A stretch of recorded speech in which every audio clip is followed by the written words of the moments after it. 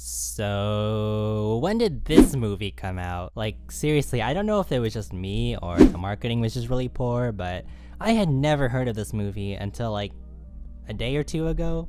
The only way I found out about it was actually just through a couple of reviews on my YouTube page that popped up. And honestly, this was a pretty decent and pleasant surprise.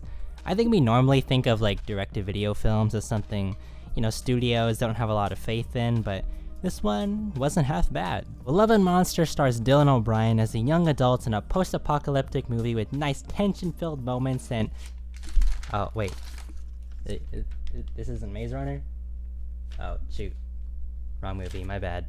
But no, we actually got Dylan O'Brien, who plays a main character by the name of Joel, whose main partner in the movie is like the best dog ever.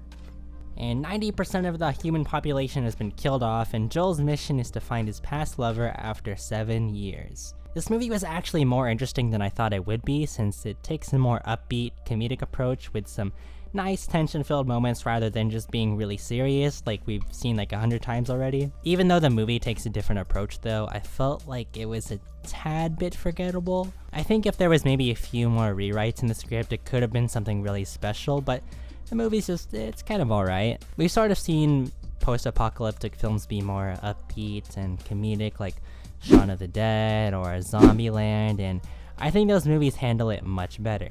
Love and Monsters has some nice moments, but most of the time I wasn't too invested in what was happening, and it just sort of, I don't know, I was just kind of mildly enjoying myself. It's weird because there's some really amazing stuff in this movie at times, like there's some really nice mixes of practical and CG effects in the movie that look really sick. Then other times the CG is like, oh, wow, that wasn't great. The movie can feel very familiar and cliche at points to, the awkward, likable protagonist who eventually finds himself, to the cheesy evil villain who kinda came out of nowhere in this movie, to the love interest, and so on. I think one thing that could have greatly improved the protagonist is his relatability. The movie heavily emphasizes how much of like a screw-up he is in this particular environment, and that he messes up a lot. But he's not like an idiot by any means. He's just human, and sometimes he screws up more often than not, and he doesn't really feel like he belongs in this place.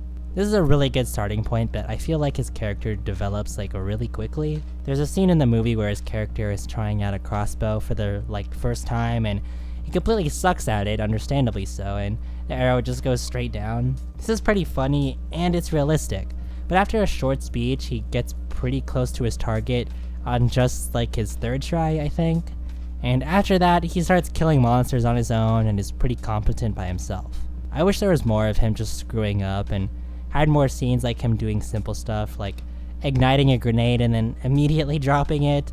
Stuff like that could have been, more spread out. I feel like more of those scenes could have just made the protagonist a lot more interesting, could have added more tension, and it could have just made him more relatable. All in all, it's a fun watch. I think the movie does a good job world building, and I actually felt pretty immersed in the environments they created. There's a lot of inventive action sequences that I also really liked. The set designs are really cool, the special effects are actually really nice at points, and there's a lot of original stuff in this movie. That's actually one thing I really admired about this movie. There's a lot of world background in this movie that just exists, and the movie isn't based off of an old cartoon, a book, or a comic or whatever. It's just this own thing people imagined for this movie. Nothing mind-blowing, but I feel like most movies or TV shows are they have to be adapted or based off of something, and I respect that this movie just came up with their own sci-fi concepts. It's just odd though, because there's a mix of a lot of really great things in this movie, and there's also just a lot of basic stuff in it, and like I said before, if they had more time to just refine the script, I think this could have been something a lot more special. I think the movie does a pretty sufficient job though, and I do recommend the movie as I do think it has some worthwhile stuff. I'm gonna give Love and Monsters a 6 out of 10. I think it's slightly above average with some really nice stuff. I was originally just gonna give it a 5.5, but I was thinking that was a little bit too harsh, and I just wanted to be nicer. Because there's a lot of fun action moments where I was really, invested in what was happening. There was some really funny stuff, and likable characters, and a really good, they did a really good job at world building too, so even though it doesn't reach the potential it could have, I still liked a lot of it. So have you guys watched Love and Monsters? If so, let me know what you thought about it in the comments below. With all that being said, if you enjoyed the review, please make sure to leave a like and even consider subscribing. Peace.